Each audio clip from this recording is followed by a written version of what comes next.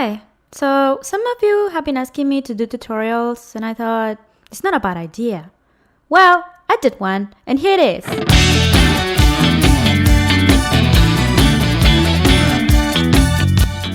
First of all, for this video, I'm gonna use Krita.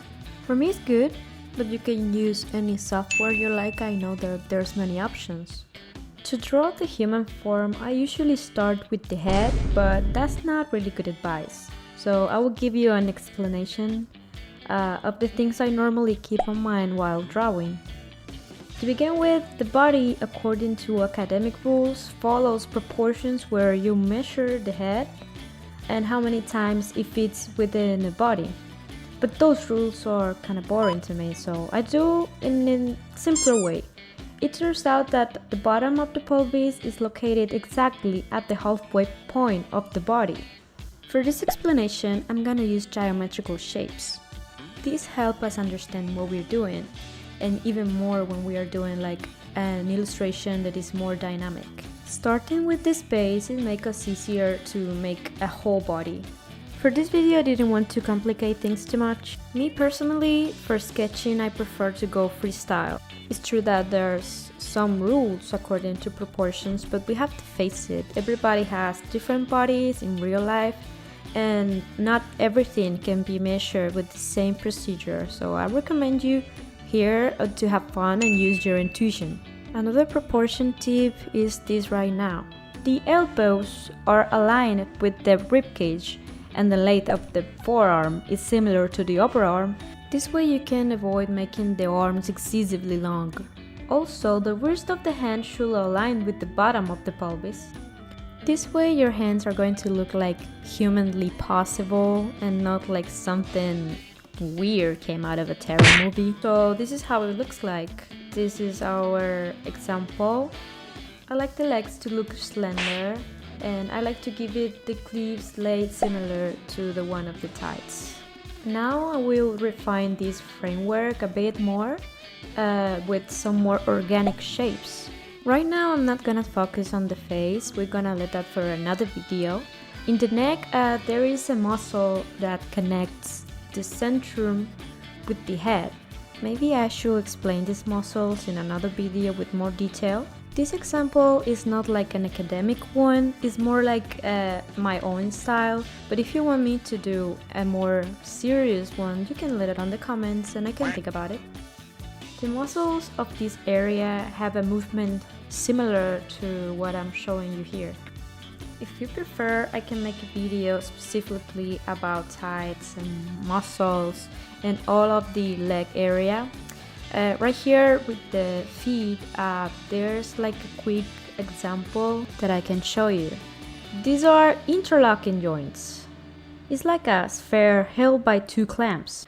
A good way to understand this is to think about articulated dolls. It works the same way. It's a good thing to do a clean sketch before you go to the details. So for now, let's clean this one. For the chest area, we need to show where it begins and where we end for girls and boys separately. Usually a girl's chest goes a little bit lower than the boys, but the beginning of the chest is mostly the same. You can start by making these squares, and after that you add the other parts. Now the size and shape always vary a lot, so this part I'll let it on you. You can use your judgment on this. I'm gonna put a swimsuit on her to keep her dignity intact. For now it looks like how we say in Spanish, tieso, not movement at all, cause this is just an example.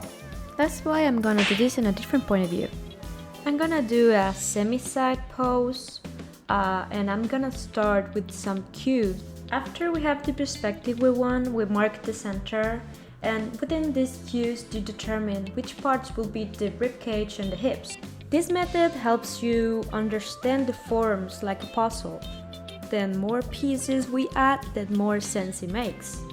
And as you can see, geometrical shapes helps you understand better how to place these pieces. After cleaning this sketch, I noticed that something weird was going on here in the chest, so I decided to fix it. I'm gonna upgrade this drawing a little bit. I'm gonna put some shadows to this one to make the volumes more understandable. To get a quick sketch, I'm gonna use the lasso tool. I think it's super helpful.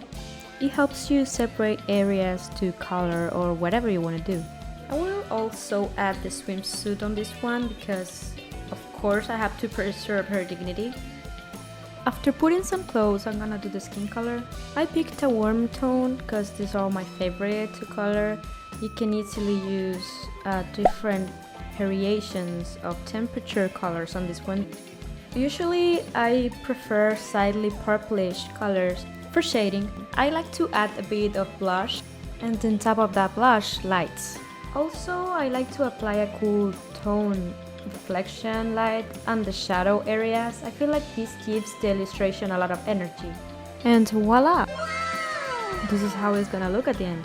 After you more or less understand the method, all that is left is to practice different ways of using it. I'll say that in this part, the most important thing is to have fun and draw things that you like. That helps you stay focused because, well, you know what you want. And once you master a method, you can develop your own ways to achieve the results. Because let's face it, schematics are boring. Some good advice I can give you is that if you're not sure how to draw a pose from scratch, it's always good to use some references, as long as you don't trace, of course. Using photos or other artist pose studies, when you see the same thing too many times, you kinda like get used to it, and by time you learn how it looks like and how to replicate it.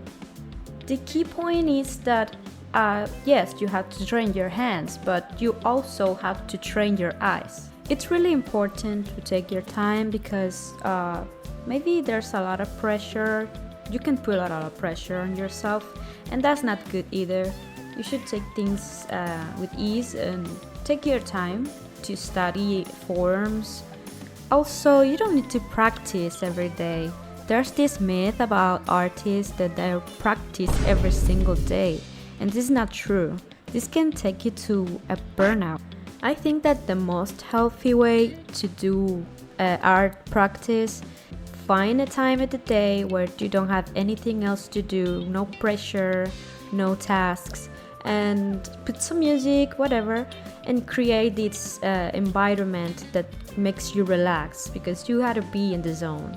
If you are all stressed out, nothing good is gonna come out of it.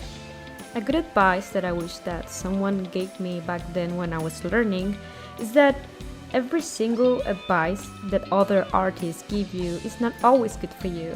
I mean, sometimes people have their own ways to get to some point, but if they force those ways on you, like for example can happen in art schools, you're gonna like frustrate yourself because you don't feel like it's the good thing for you. You don't feel like it's fitting your art. You don't feel like you have an identity. Not every single advice fits every single artist.